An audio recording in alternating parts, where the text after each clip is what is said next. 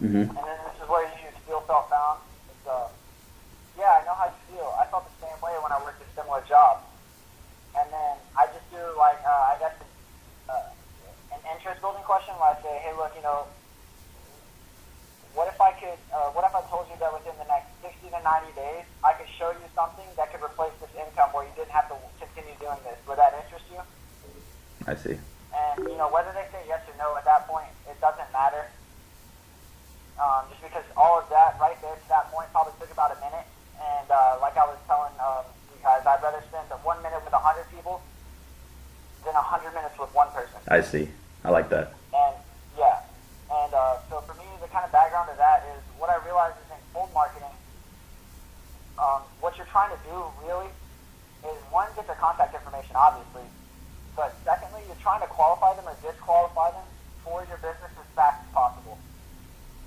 Just because, you know, obviously everybody can do this, not everybody will, and you want to really just kind of blow through people as fast as possible when you're, you know, I'll preface that by saying maybe the guy had a bad day, maybe he's in a bad mood, maybe, you know, whatever the excuse may be. But for me, what I realized is in that moment, he's not somebody that I'd be interested in working with. And I don't know how you guys feel about the business, but for me, I would rather work with somebody that's going to work, you know, over 50% of the time than somebody that's going to work 10% of the time.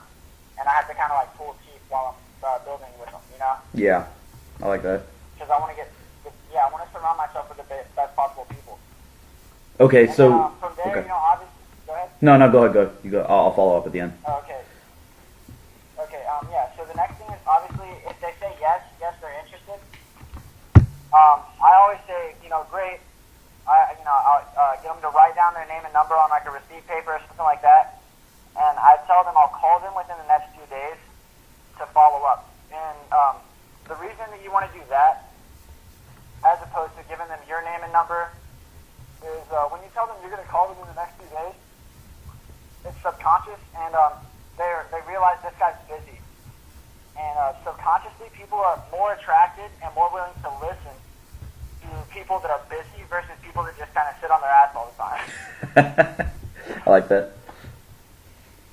And then from there, really, when I do the follow-up, Mm-hmm. it may not even be the first time that, you know, I tell them about the business. It may not be the second time. It may not be the third time. Or to kind of re-wrap and re-go back around to what I was talking about in the beginning as far as building relationships and adding value. Mm-hmm. When I follow up with them, I really focus on ways that I can add value to them as a person. And if you can add value to people as a person, it doesn't matter if you're selling. I mean, like, fortunately for us, you know, one's only $100. It's really, really cheap. But you know, it wouldn't matter. But literally, it wouldn't matter if I was selling $1,000 worth of product or like $5,000 worth of product. It wouldn't matter because if I add enough value to them as a person, they're gonna see the value in working with me and not in working with one. Does that make sense? Yeah. And that's what you want them to have. You want them to have the value of working with you, because then you'll never have to worry about them quitting.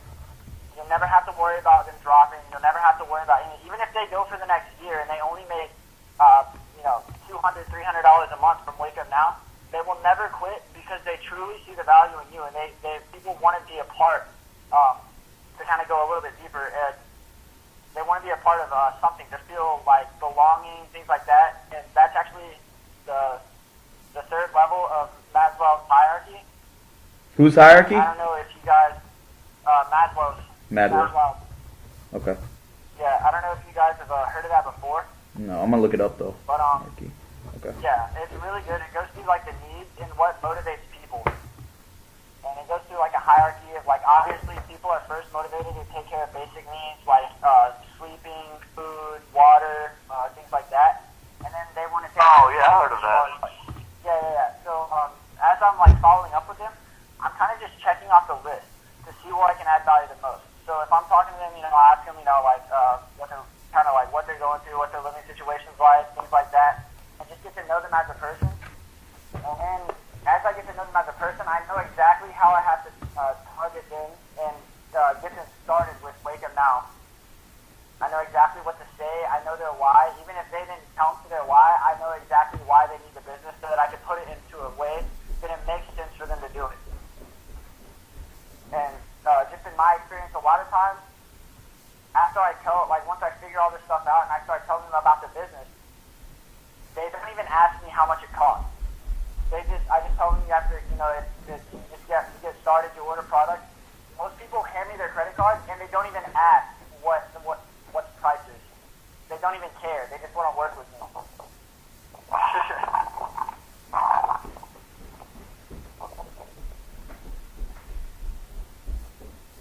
Does that make sense? Yeah. So just to recap, so you like call them first, and then sorry, do you guys hear echo? Yeah, I hear a wicked echo. That's why I was pausing so much. I was listening to myself talk. Okay, I have a question. Yeah, that's the only one. Oh, Joe, I guess you have a question. Go ahead first. I can't even hear myself talking with the background. Okay, well, I'll have the question then. So the follow-up, that's just my main question. Do you call or text? You call, right? Call. Okay. Okay. Now, during the follow-up process, now how do you add value to them without getting into the business? That's where I'm confused because I've never done that before. Okay. Adding value is very, very simple. People like people that are interested in them, and so it's kind of the same thing as whenever you're having a conversation with somebody. You want to just be able to talk with them and ask the questions, kind of control the conversation. Mm-hmm. And I don't know if you guys are familiar with Nicholas Booth and how to make people do 90 seconds or less. Yeah. I focused a lot on Nicholas. building rapport by design, where I kind of match their body stance, match their tone, match their mentality, things like that. Mirror that. Okay. Mm-hmm. Because what I've noticed is you can't really pull people to where you want to be because you have to go to where they're at first. You have to go to where they're at to get them to where you want them to be. And So, usually, go ahead. Sorry. So during your first conversation, you just building rapport. Yeah, but Building rapport, getting to know them, finding a need. And for me, sometimes I find the need in the first 5 minutes in the conversation. Sometimes, I go out within 3, 4, 5 times before I really kind of show them the business. yeah, but Adam. It's just a touch and go with people. Adam, the only question is, like, I feel like in the back of my head, they'll be wondering the same thing, like, okay, are we going to get to a point? Like, why are you, keep being inquisitive? That's how I see it. I'm sure you haven't had that problem. Well, yeah, obviously people will tell you that, but that goes into really, like, where they're at.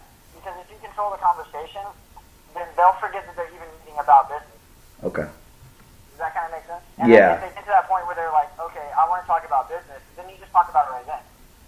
Okay. Or if you don't know their why yet, or for me, if I haven't had the why yet, I just tell them, hey, look, what I do, I'm very selective with the people that I work with. I just want to make sure that this is going to be a good fit for you. And probably for yourself too. Very Yeah. selective. Yeah. I like all those words. Now the only thing is, what if you call them? They said they're busy. So you just say, well, what's a good time to call? And then you say, I'm going to call you around that time. And then if they don't pick up, then they're disqualified. I guess. Beyond that point. I give them, if they don't pick up, I'll leave a voicemail or I'll send them a text. I'll be like, hey, this is Adam. I spoke with you, at Starbucks the other day or at the bank the other day. I was just following up to see if there's a time you can get in touch with me. If they call me back, good. If they don't, that's fine. Okay. I've learned that kind of everything in this business is wonderful. And if I call them and they say, hey, look, I'm busy, I can't meet up right now, I give them an alternative. Because people love choices. So what I'll tell them is, okay, look, what time are you free tomorrow? And, they'll say like 5 or something like that. And I'll say, hey, look, that's great. I'm actually free after 6. So what time works for you better? 6:30 or 6:45? You controlled it, didn't you? With saying I'm free after 6. Yeah. Now, do you go meet the person, or do you call them during that time? I call them to set up a meeting. I prefer face-to-face. Okay. It's just a lot better for building rapport and building the trust. I see. Face to face. So you're gonna tell them, okay, so on the phone you're gonna be like, okay, well, are you gonna build rapport with them on the phone, and then when it comes to close, you're gonna go to Starbucks or somewhere, or are you gonna meet them in general, just when you phone call and be like, hey, let's meet up? Just meet them just meet up because you don't ever want to like kind of introduce the business on the phone because then you can get information that isn't necessarily true from them. They might say, "Oh, look, I'm really interested," blah blah blah, and then you call them and then they never pick up. Okay, so but give me a scenario of how you transition them to a location, because that's where I'm a little aloof on right now, I guess.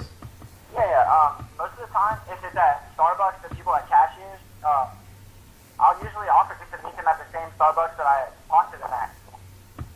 If it's a paint color or somebody that works at Walmart, I always Starbucks or like some type of coffee shop. Oh, so you set it up on the day of. You set it up right then and there at the Starbucks. You're like, okay, let's meet tomorrow at 6 p.m. since you're off here at the Starbucks. No. I set it up on a phone call that I call a couple days later, maybe a day later, 2 days later, something like that. Okay. When I call them, I'll set up a place that we can meet. You're like, hey, how are you doing? And then you're like, okay, let's set up somewhere to meet so I can discuss the business with you. Is that what you say? Not to do business. I don't really like using the word business. I say, hey, look, I just want to kind of revisit what we talked about. Okay, you have time today after 6 o'clock. I'm free between 6:30 and 7:30. So if you want to meet up at 6:30, let's go ahead and meet up at Starbucks or whatever it's at. Oh, I like What if that. they ask you, so what is the thing that we're talking about? I tell them very simple. I say, hey, look, I can tell you, but it's much easier to show you. So if you can just meet me, that would be great. If not, it's okay. Ah, man, that's good. Damn. That's smooth. Very smooth. Okay. Alright, so, Wow. I have one more question. Yeah, no problem. So like you said, you're like a platinum leader in Vima. Yeah. What, like I used to be in Vima, and I know they used to, at least in Michigan, they used to like stress how bad Wake Up Now is. That it's just a coupon company, and it's just like, it's basically a scam or whatever. And so the law stick that too. And it wasn't until my upline leader like actually sat down with me, told me, I was like, damn, this is way better than Vima, right? Yeah. What like caused you to just check out a meeting? Wait, what? What part did I? What? He's saying why did you check out Wake Up Why Now? did you, like you were a platinum leader, why did you just go from, why did you switch over to Wake Up Now, Well, for me, one of my diamond leaders on my team ended up coding and switching to Wake Up Now, and I started looking at it, and when I really got into it, what I realized and what I asked, am I loyal to a brand or am I loyal to my why? And for me, I don't know for you, but my why when I got started was obviously to make a lot of money. A lot of people, but over time it evolved. And what I was really doing business for was for my friends and the people that I got started in the business. I wanted to help make them an income. And kind of realized was that it was all about taking a harder path. And when I put it on paper and just kind of looked at it, I realized that Wake Up Now was just a faster way to get to where I wanted to be. And but yeah, like I said, there's nothing noble about taking a harder path. So I really just kind of made the call. I talked to the top 3 people on my team, brought them over with me, and started calling all the people that had quit Vima, and I called all the people that said no to Vima, and most of them all switched over with me. Nice. Yes, that actually ended up happening with me. People who said no to Vima are actually people who interested in Wake Up Now.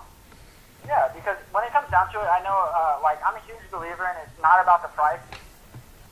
It doesn't really matter if you add enough value, but I think for what Vima sells, it's hard to show enough value to people our age through energy drinks, basically. Yep. Yeah, I was thinking because I actually have a lot of friends in Vima that are kind of like, in the same scenario that I was. They're kind of brainwashed into thinking that Wake Up Now is just like this awful company. And, and they won't even like hear out a meeting. What I tell them how you did it. Go ahead. No, go ahead. I was just wondering how you did it. Yeah, when I talk to people that are still in Vima, I just really approach them as a friend mostly. And, I ask them the same question that I ask myself. I say, hey, look, are you loyal to your dreams or are you loyal to a brand? Mm-hmm. And, you know, of course they say, I'm loyal to my dreams. And then I just ask them, well, look, if there was a faster way to get there, don't you owe it to yourself and don't you owe it to your team to check it out? Did you guys catch that? Yeah, I got that. Yeah. And then, do you just like transition to a meet then, or? I'm sorry? Like when you're talking to them about people from FEMA, do you transition to bring them to a meeting? I usually just offer to sit down one-on-one. If you got a chance to sit down with me one-on-one, you'll realize I'm a huge builder with tools. I use resources all the time just to kind of take the spotlight away from me. So I'll sit down with them on a one-on-one basis and really kind of make it personal and just say, hey, look, just watch these videos and give me some feedback. Do you do it while you're sitting there with them? Pressure thing. Do you do that while you're sitting Yeah, there with them? They watch I show movies? them a video while I'm sitting there. Okay. Yeah. Damn. And, you know, for a team that you want to take, right? There's a group of people that you want to take from Wake Up Now, or from Vima into Wake Up Now. You can't start at the top. Like, you're never going to be able to recruit the top dog of the team unless you're making more money than them. And the easy people, the ones at the bottom that aren't making any money, or the $500, they still got some motivation. So the sweet spot of attacking an organization is right in the middle. So if you've got, let's say you've got a platinum leader, and he's got 2 diamonds, 4 golds, 8 silvers, what you want to attack is you want to attack the golds and the silvers. As you pull the golds and the silvers will start pulling the lower ones, and because their whole team is falling apart, you'll start pulling the diamonds and platinums. Damn. Okay. Yeah, like a lot of my friends in FEMA are like diamond leaders, golden diamond leaders, and I really wanted to like, you know, show them this opportunity better because they've been in this position for like the last like 6 months to a year, the same position, and you know, I'm like the people in Wake Up Now just ranking up month after month. Yeah. Another good way to do it is I've had some success in is I show people the numbers. And I base my numbers, I just show them diamond numbers, and I say, hey, look, perfect case situation, perfect case scenario. A diamond leader has 90 people in his organization. Out of those 90 people, 2 of them are gold, 8 of them are silver, and 2 of them are gold, 4 of them are silver, and there's a lot of bronzes and members. And what I say is, look, that means right there that if you include yourself, you have a 91-person organization.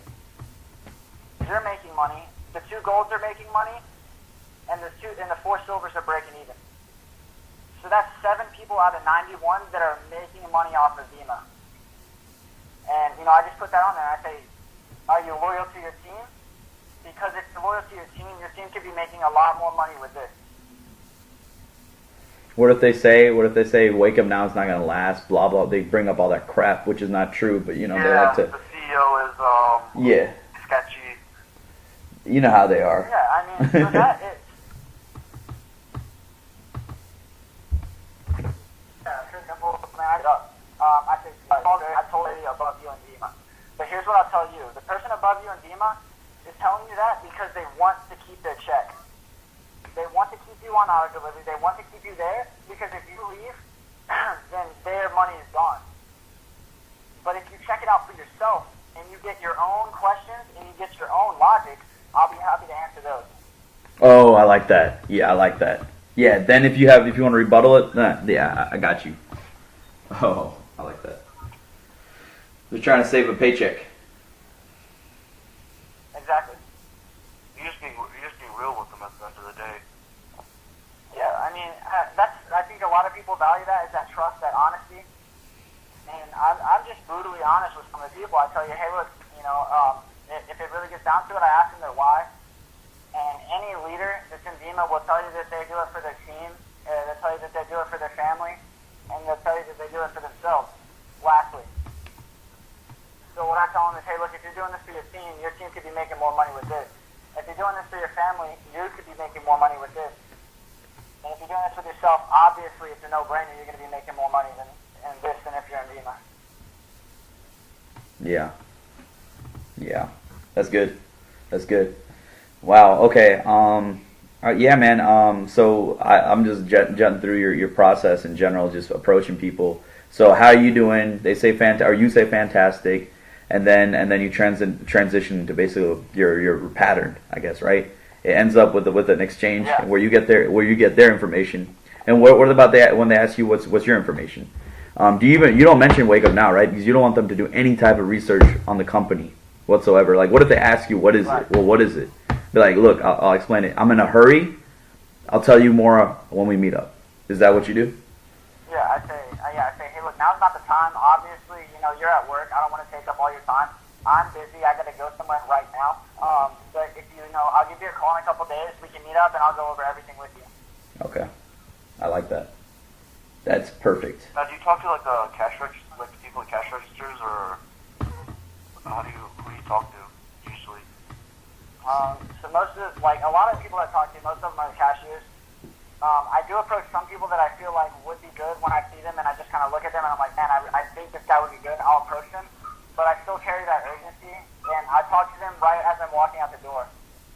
That way, when they say, what is it, I can say, hey, look, I got to run somewhere, but if, I'll give you a call in a couple days. We can meet up, stay here, and, I'll go over everything with you there. Same process, just different urgency. Wow.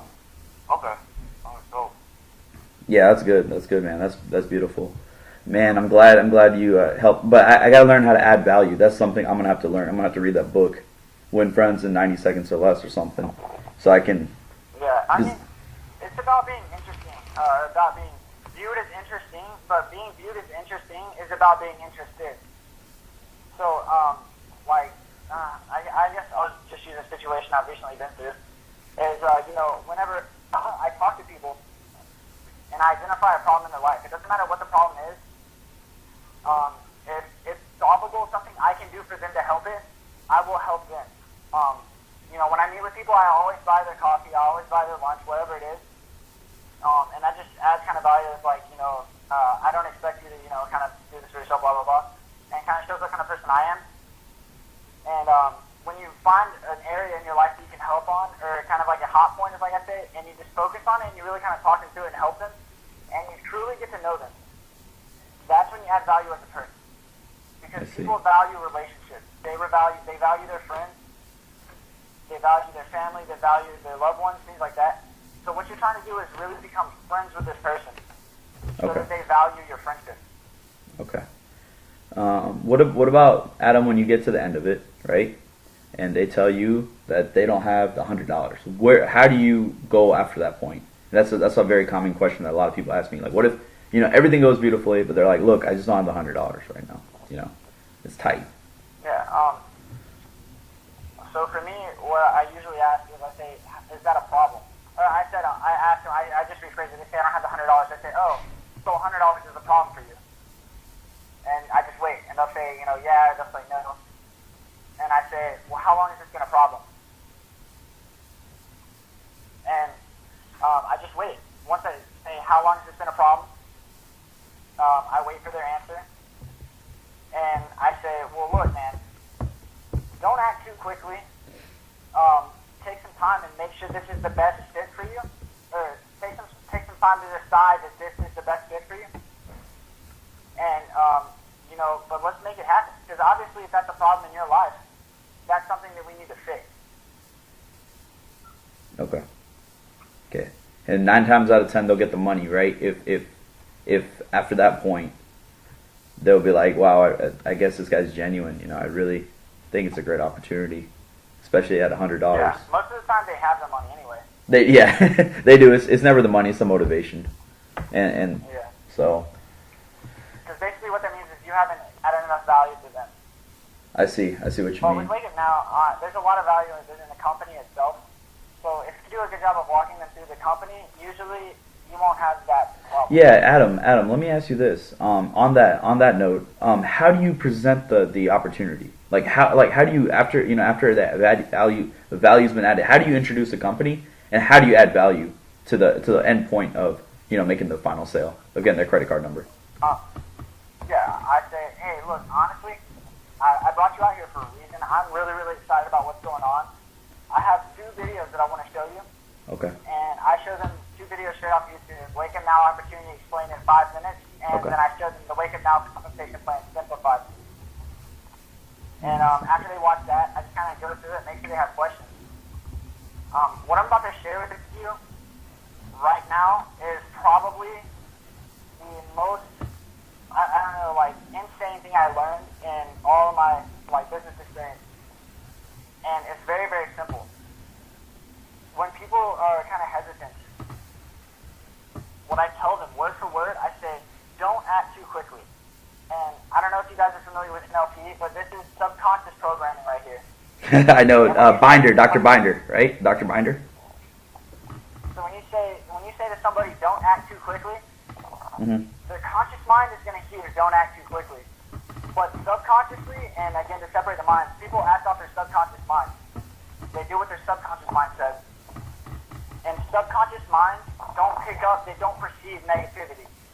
So when you say don't act too quickly, you take out the negative don't. All their subconscious mind is hearing is act too quickly. I didn't know that. And then I just kind of followed up with an auto suggestion. I tell them don't act too quickly. Take some time. Mm-hmm. Go ahead. Mm-hmm. Take some time.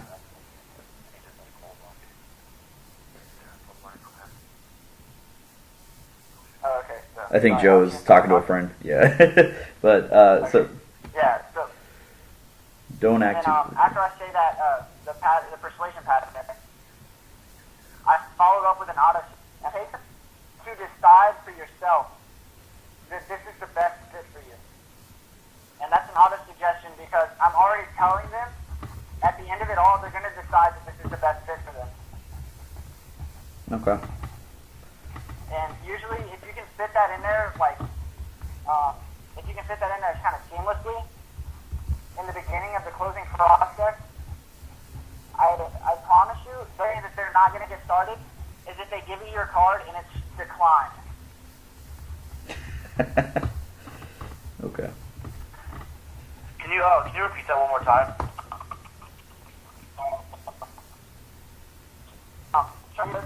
If they come to a point where they're hesitant, I always say, don't act too quickly to use the persuasion pattern to get their subconscious mind thinking acts quickly. Mm-hmm. And then I followed up with an auto suggestion, being take some time to decide for yourself that this is the best fit for you. And like that that. just auto suggests that either decision making, they're going to find that they're going to decide to fit for them. Okay. Okay. Do they make a decision on the spot? Like, do they sign up on the spot? Like, if you get them to the point of like, hey, this is it. You know, this is for me. Here's my credit card number. Let's do it. Yeah. Okay. It's there. It's automatic. Okay. Okay. Good. Okay. It's like literally most of the time, the only time I really don't have people that get started is when they hand me their card.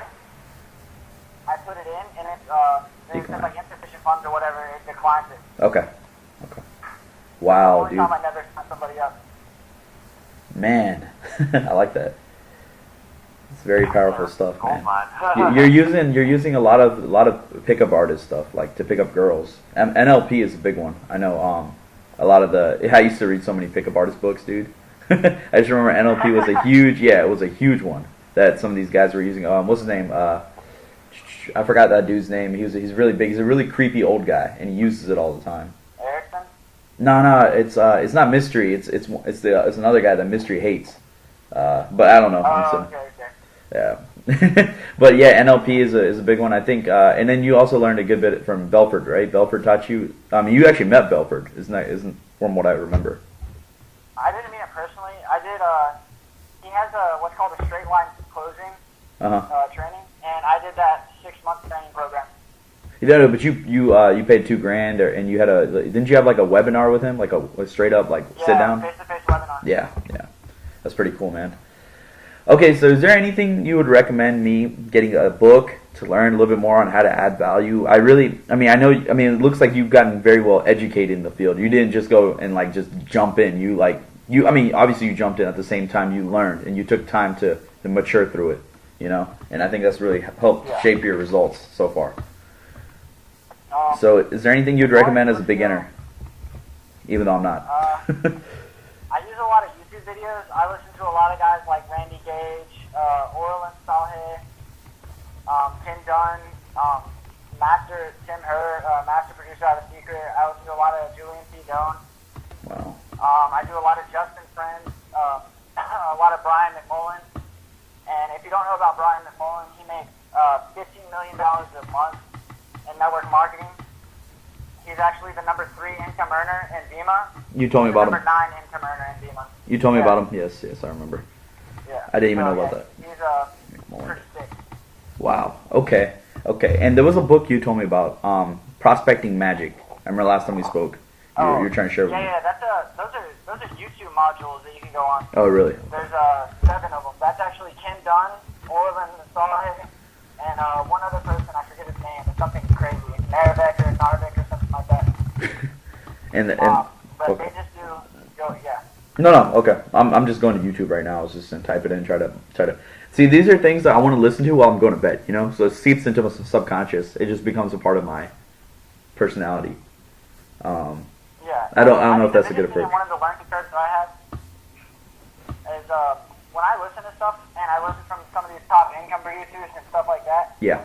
I stopped asking questions for myself. I literally, like, part of my mind when I first started doing this was like, this will never work. But as I started to do it, they really worked. And so now when I listen to people and they have like, a new invite strategy, and you know they obviously have the credibility that comes with them to be able to tell me this, I just do. I don't even think about it. I just automatically do it. Okay.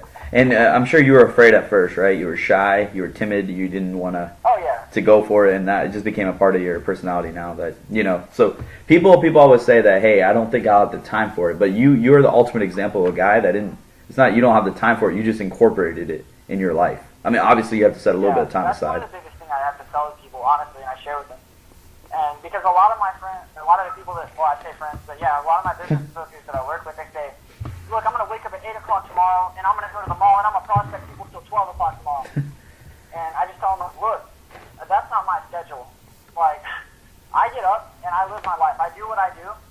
But as I'm going out, as I'm going to Starbucks, as I'm going to Arby's, wherever I'm going to eat, as I'm going to, like, restaurants, whatever, I'm just always talking to people. When I get in a taxi, I always get the cab driver's number, like, everything. Okay. That's how you do time. How do you do, so money you already told us. How do you do the scam approach? Like, I do, that sounds like a scam. Too good to be true, pyramid scheme. How do you do that? I'm just like perfectly honest with them. I say, hey, look, I can list over 1,000, or not list, but I know that over 1,000 people are making money with this, and every single month I get paid. So if I'm getting scammed, they're scamming $2,000 into my bank account every month. Okay. All right, that's a simple explanation on how you do it. Yeah. Okay. What if they talk about like the pyramid scheme aspect of it? Oh, that's simple. You just ask them what's the pyramid scheme. Yeah, I mean, I've done that before, and they just like, it's really bad. They kept saying, people on bottom stuff like that, but at the end of the day, you don't get an hourly wage, and the guy on the top will always, it's just. I'm gonna share with you something that I've heard from several different leaders. Okay. You want to know why people ask you questions like that? Because people don't ask me questions like that. You want to know why people ask you questions? Why? Why is that? Because you look questionable. Yeah, I knew you were people gonna ask say that. You look like the type of guy that would get asked that. Yeah. and it's crazy to say when I heard that, I got like really hurt. But what I realized was the reason people are going to ask you questions is one, because they don't detect the conviction in your voice. They don't see the dedication in your voice. You don't have the results they want, or any list of other things. And for me, what I kind of realized was when I first got started in Vima, when I first got started in network marketing, my friends always asked me, like when I would invite them out to events or whatever, my friends would always ask me, what is it? my mentor told me the reason your friends ask you what is it is because you're preparing. You're already preparing to answer that question. You're expecting them to ask that. And it took a little bit of time for me, honestly, but what ended up happening was I stopped thinking about them asking, what is it? I stopped thinking about them asking, is it a pyramid scheme? I stopped thinking about them asking, how much does it cost? I stopped thinking about all the negativity, and I just only thought about and focused on what I truly wanted. And, if you do some reading, you find out that what you focus on expands, Yeah. and what you don't pay attention to dies. Wow. So I stopped getting asked the questions about pyramid schemes. I stopped getting asked the questions about scams. I stopped getting asked, what is it? I stopped getting asked all that stuff because I chose not to think about it. No, I agree, man. That's all Napoleon Hill right there, man. He talks about it all the time. He's like, whatever your mind thinks of, it becomes reality. Yeah. So, damn. Man, you like, I don't know, man, Adam, you, like, when is your next time you have that conference call, man? I'm hopping on every single one of you have, every single one you have until August 1st. until the 90-day challenge is over. I know you're doing it. I'm sorry, what did you say? I missed the one. I said, I know you're doing the 90-day challenge. So, Oh, yeah. so I wanted to, when is your, I know you have the Sunday calls. Do you still have those? Or did you move it? No, it's always Sunday at 10 o'clock. Okay. I'm going to get on that one Sunday, 10 p.m. Yeah, Okay. same here. Okay. All right, man. Well, hey, I don't want to take up any more of your time. Joe, do you have any more final questions? I think I got a good bit of stuff. At least I need to digest now. I need to go over the notes I took. Do you have any more questions, Joe? Same here. So, No, I'm good. Hey, thank you so much. yeah, man. Yeah, absolutely, man. Dream big, believe big, achieve big. Let's get rich. Yeah, man. Let's go. Hey, Adam, are you in Atlanta now, or are you still over there in Augusta? I'm still in Augusta right now. Okay. I knew you were saying you were thinking about moving down here. Okay. Yeah, it'll probably be like 60 days or so. 60 days. Okay. All right, word. Hey, appreciate it, buddy. And I'll follow up with you later. I don't want to take any more of your time. I know you got stuff to do. All right, sounds good. We'll talk to you later. Yeah. Bye. Do.